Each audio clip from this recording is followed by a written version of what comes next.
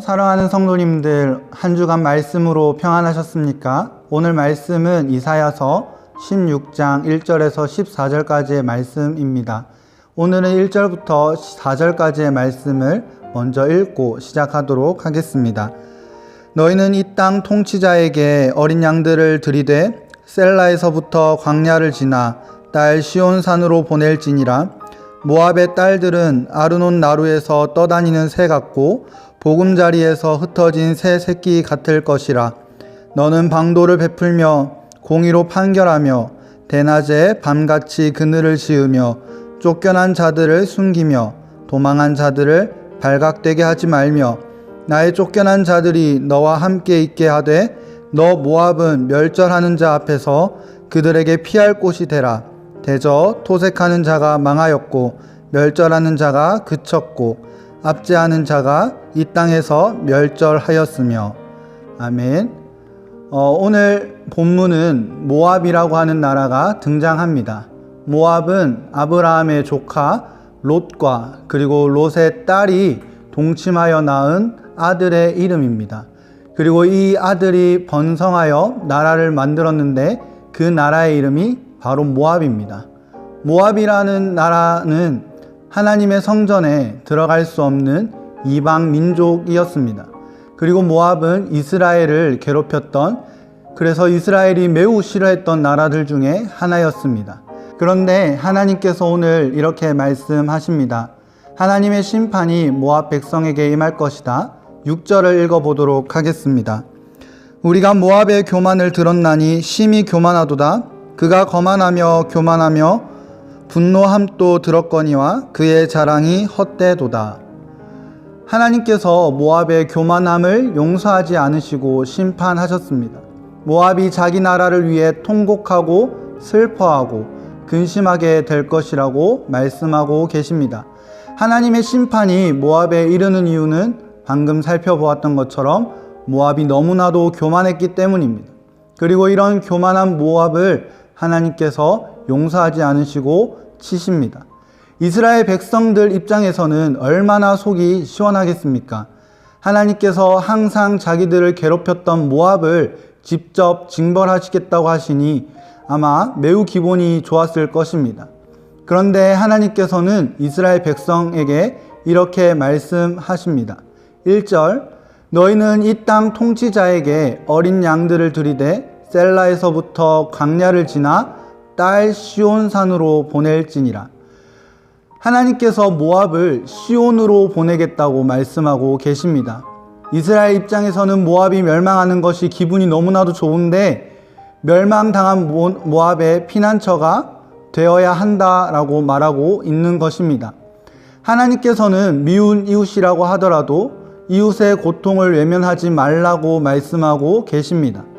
이스라엘의 입장에서는 얼마나 마음이 힘들었겠습니까?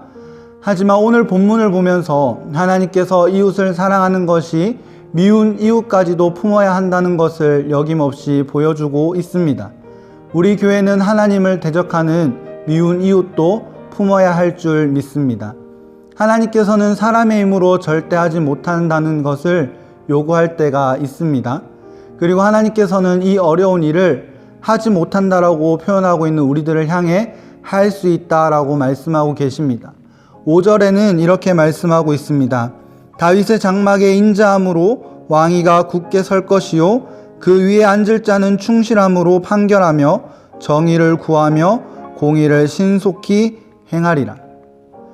바로 다윗의 장막에서 나올 예수 그리스도를 통하여서 이 어려운 일, 우리가 미워하고 있는 이 이웃을 사랑할 수 있는 이 어려운 일을 할 수 있도록 해주셨습니다. 예수님께서 다스릴 나라는 폭력도 없고 약탈도 없고 압제도 없습니다. 오직 정의로운 나라고 불의가 없고 공의로운 나라를 세우실 분이십니다. 그리스도의 통치가 우리의 삶 모든 영역에 미치고 이웃을 사랑할 수 있게 만들어 주실 것입니다. 하나님께서는 이웃 사랑을 사람의 힘으로 하는 것이 아니라 오직 예수 그리스도의 힘으로 우리 사회에 전반적으로 확장하게끔 허락하셨습니다. 이 큰 계획이 성도와 그리고 교회를 통해 이루실 것입니다. 이웃의 피난처가 되어주는 것은 이웃을 긍휼히 여길 때 이루어집니다. 9절에서 12절까지의 말씀을 보았을 때 이사야 선지자는 이 미운 모압을 위해 애통하고 애가를 쓰고 있습니다. 선지자는 사랑하는 마음을 넘어 불쌍히 여기고 긍휼히 여기는 마음으로 모압을 위해 애통하고 있습니다. 우리는 이웃을 긍휼히 여기기를, 이웃을 위해 울어주고 이웃을 위해 긍휼히 여길 수 있기를 간절히 소망합니다. 그리스도인의 이웃은 항상 어려움에 있을 것입니다. 하지만 이 이웃의 어려움에 우리가 기뻐하는 것이 아니라 이웃의 어려움을 긍휼히 여기고 죽은 예수 그리스도를 통하여서 이 기쁜 소식이 이웃에게 온전히 전해지기를 간절히 소망합니다. 우리 성도만 하나님의 자녀가 아니라 모든 사람이 하나님의 피조물임을 잊지 않고 사랑할 수 있기를 소망합니다. 예수 그리스도께서 성도를 위해서 죽은 것이 아니라 이 세상에 있는 모든 피조물을 위해 죽으셨다는 이 사실을 잊지 않기를 간절히 소망합니다.